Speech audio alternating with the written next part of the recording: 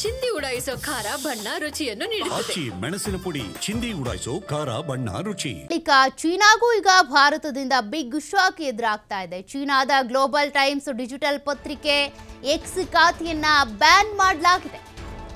ಸುಳ್ಳು ಸುದ್ದಿಗಳು ಹಾಗೂ ತಪ್ಪು ಮಾಹಿತಿಗಳನ್ನ ಕೊಡ್ತಾ ಇದ್ದಂತ ಯೂಟ್ಯೂಬ್ ಚಾನೆಲ್ಗಳು ಈಗಾಗಲೇ ಬ್ಯಾನ್ ಆಗಿವೆ ಪಾಕಿಸ್ತಾನದ್ದು. ಅದೇ ರೀತಿಯಾಗಿ ಈಗ ಚೀನಾಕ್ಕೂ ಶಾಕ್ ಎದುರಾಗಿದೆ.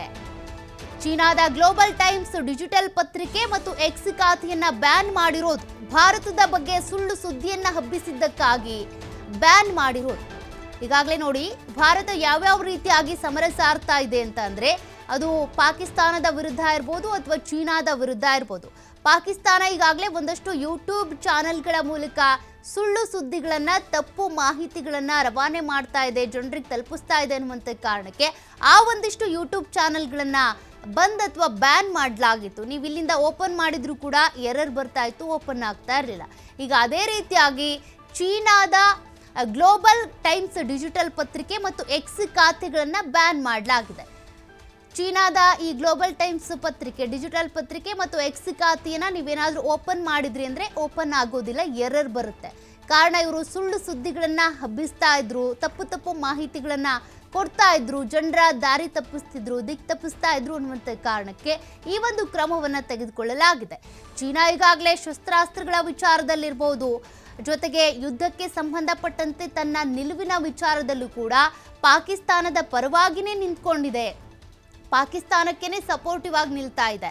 ಹೀಗಾಗಿ ತಾನು ಹಬ್ಬಿಸ್ತಾ ಇದ್ದಂಥ ಸುಳ್ಳು ಸುದ್ದಿಗಳೇನಿದೆ ಅದಕ್ಕೆ ಕಡಿವಾಣ ಹಾಕೋದಕ್ಕೆ ಅಂತ ಭಾರತ ಈ ನಿರ್ಧಾರವನ್ನು ತೆಗೆದುಕೊಂಡಿರೋದು. ನೋಡಿ, ಈ ರೀತಿಯಾಗಿ ನೀವೇನಾದರೂ ಪಾಕಿಸ್ತಾನಕ್ಕೆ ಸಂಬಂಧಪಟ್ಟಂಥ ಎಕ್ಸ್ ಖಾತೆಗಳನ್ನು ಓಪನ್ ಮಾಡಿದರೆ ಅಕೌಂಟ್ ವಿತ್ ಹೆಲ್ಡ್ ಅಂತೇಳಿ ಬರುತ್ತೆ, ಅಕೌಂಟ್ ಓಪನ್ ಆಗೋದಿಲ್ಲ.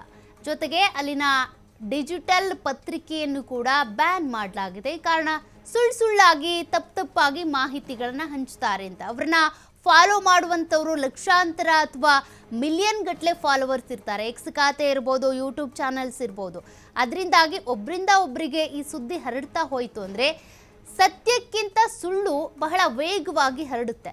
ಹಾಗಾಗಿ ಆ ರೀತಿ ಆಗಬಾರ್ದು ಅನ್ನುವಂಥ ಕಾರಣಕ್ಕೇ ಸುಳ್ಳು ಸುದ್ದಿ, ತಪ್ಪು ಸುದ್ದಿಯನ್ನು ಹಬ್ಬಿಸ್ತಾ ಇದ್ದಂಥ ಚೀನಾದ ಒಂದಷ್ಟು ಎಕ್ಸ್ ಖಾತೆಗಳೇನಿರ್ತವೆ ಅವೆಲ್ಲವೂ ಕೂಡ ಬ್ಯಾನ್ ಆಗಿದ್ದಾವೆ. ಮತ್ತು ಚೀನಾದ ಗ್ಲೋಬಲ್ ಟೈಮ್ಸ್ ಡಿಜಿಟಲ್ ಪತ್ರಿಕೆಯು ಕೂಡ ಬ್ಯಾನ್ ಆಗಿದೆ. ಅಷ್ಟೇ ಅಲ್ಲ, ಇತ್ತೀಚೆಗೆ ಪಾಕಿಸ್ತಾನದ ಕೆಲವೊಂದು ಯೂಟ್ಯೂಬ್ ಚಾನೆಲ್ಗಳು ಕೂಡ ಬ್ಯಾನ್ ಆಗಿರೋದನ್ನು ನೀವು ಗಮನಿಸಿರ್ಬೋದು. ಅಂದರೆ ಇದು ಡಿಜಿಟಲ್ ಸೈಬರ್ ಸಮರ ಭಾರತದ ಮೂಲಕ ನಡೀತಾ ಇರುವಂಥದ್ದು. ಪಾಕಿಸ್ತಾನ ಮತ್ತು ಚೀನಾದ ವಿರುದ್ಧ ನಡೀತಾ ಇರುವಂಥ ಸಮರ ಇದು. ಯಾವ್ಯಾವ ರೀತಿಯಾಗಿ ಪಾಕಿಸ್ತಾನ ಚೀನಾಕ್ಕೆ ಕಡಿವಾಣ ಹಾಕ್ಬೋದು, ಆ ಎಲ್ಲ ರೀತಿಯಲ್ಲೂ ಕೂಡ ಕಡಿವಾಣ ಹಾಕುವಂಥ ಕೆಲಸ ಭಾರತದ ಕಡೆಯಿಂದ ಆಗ್ತಾ ಇದೆ. ಅದನ್ನು ನೀವು ಗಮನಿಸ್ತಾ ಇದ್ದೀರಾ.